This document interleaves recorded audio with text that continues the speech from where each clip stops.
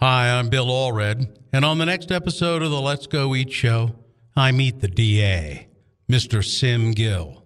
He's the district attorney for Salt Lake County, and he's been involved in nearly every big news story you hear about: gay marriage, police corruption, the John Swallow resignation, and more. We met up with him on a rainy day at Squatter's Pub Brewery. Here's a little taste of Mr. DA himself, Sim Gill. Was there a conscious decision somewhere along the line to become a prosecuting attorney as opposed to a defense attorney? Yes, I know this. I've commented on this before, which was actually the topic of discussion with, I think, some political folks as well. I recall back to an experience that I had when I was a young boy. My father had emigrated. We were living with my uncle, and we had a person who used to come and clean different people's homes. And this person was a kindly old person, and I really liked him. And he was, one day there was a commotion outside, and there was some jewelry that had come up missing, allegedly, from this neighbor's house, and they immediately suspected this poor chap, and the police were called, and this guy was dragged out into the street, and there were 3 or 4 officers, and they proceeded to beat on him, and at first he sort of begged them to stop. He professed his innocence, begged for leniency, and then sort of confessed to everything,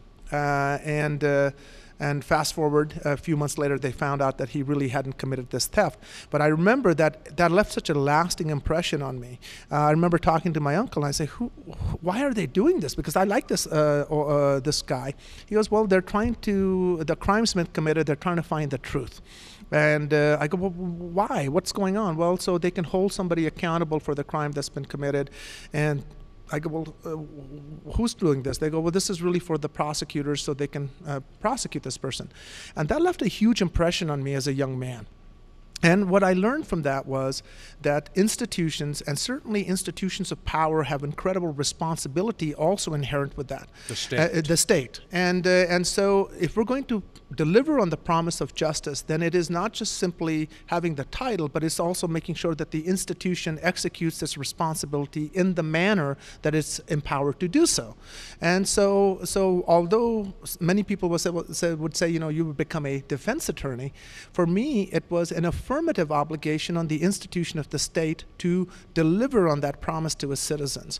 And so that's why for me it's been a conscious choice to be a public prosecutor. There are people who do horrible things in our community, and they need to be held accountable. But there's also the people who just need help. So I've been a huge fan of therapeutic justice, working with people who are mental health issues in the criminal justice system, people who are drug addicted. And I think there's a balance to be struck. But the integrity of our community really comes from the responsibility with which we exercise that power that's given to us. It's not a carte blanche.